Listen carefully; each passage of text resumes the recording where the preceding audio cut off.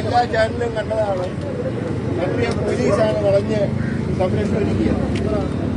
ആ പോലീസിന്റെ ഈ മന്ത്രിയാണെങ്കിൽ KSUകാരെ തല്ലാൻ വേണ്ടി വരുന്ന കാഴ്ച എല്ലാവരും കണ്ടതാണ്.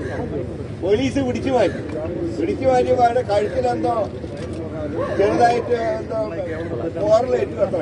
പോലീസുകാരുടെ ഇതാ കിട്ടിയത്. പ്രവർത്തകരെ അടുത്ത് പോയില്ല.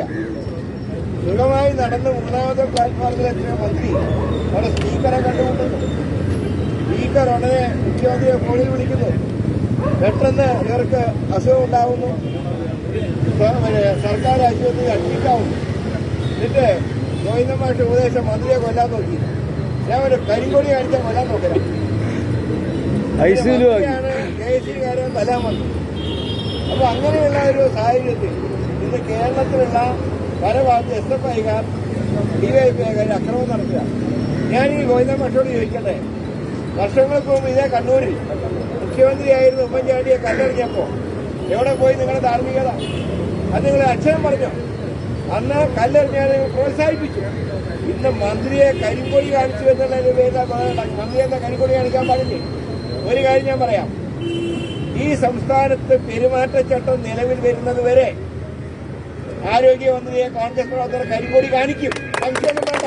കാരണം ഇന്ന് ആരോഗ്യവകുപ്പ് വെന്റിലേറ്ററിലാണോ മോർച്ചറിയിലാണോ എന്ന് മാത്രമേ സംശയിക്കാറുള്ളൂ. ഈ എത്ര കുട്ടികൾ മരണപ്പെട്ടു ഈ സംസ്ഥാനത്ത്, എത്ര സ്ത്രീകൾ പീഡനം അനുഭവിക്കുന്നു. ഇന്നൊരു ശസ്ത്രക്രിയക്ക് കയറ്റിയാൽ പകരം ഒരു കത്രിക ഫ്രീ ആയിട്ട് ഇട്ടുകൊടുക്കുന്ന രീതിയിൽ ഈ വകുപ്പ് അധപ്പതിച്ചില്ലേ? ഇന്ന് കേരളത്തിലെ മെഡിക്കൽ കോളേജിൽ പ്രവർത്തിക്കുന്നുണ്ടോ? രോഗികൾക്ക് നീതി കിട്ടുന്നുണ്ടോ?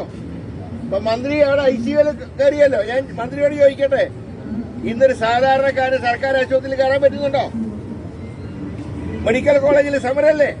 ഇതൊന്നും നിയന്ത്രിക്കാൻ കഴിയാതെ അമ്പേ പരാജയപ്പെട്ട ഒരു ആരോഗ്യമന്ത്രിയെ സംരക്ഷിക്കാൻ പിണറായി ഷംസീർ ഉണ്ടാക്കിയ ഒരു നാടകത്തിന്റെ ഭാഗമാണ് കണ്ണൂരിൽ അരങ്ങേറി.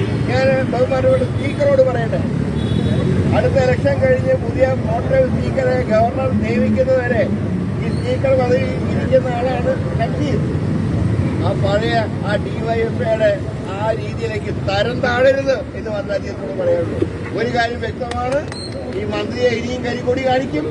ആരോഗ്യ വകുപ്പിനെ രക്ഷിക്കാനുള്ള ഏതറ്റം വരെയും കോൺഗ്രസ് UDF മുന്നോട്ട് പോകും.